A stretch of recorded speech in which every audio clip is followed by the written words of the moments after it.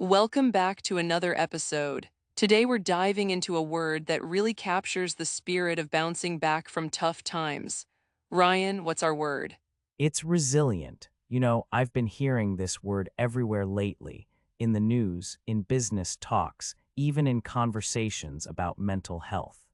That's because it's such a relevant word. When someone or something is resilient, they can recover quickly from difficulties or adapt well to change. Think of it like a rubber band, it stretches but returns to its original shape. Great analogy. For example, after losing her job, Maria proved to be incredibly resilient and started her own business within months. She didn't give up, she adapted. Exactly, and we use it for more than just people. The local economy has been resilient despite the challenges. It means the economy stayed strong and recovered.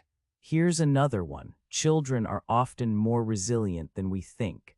They can handle change and bounce back from setbacks surprisingly well. It's really an empowering word. In today's world, being resilient is almost like a superpower, the ability to face challenges and come out stronger. Couldn't agree more. So remember, when life knocks you down, be resilient. Thanks for tuning in, everyone.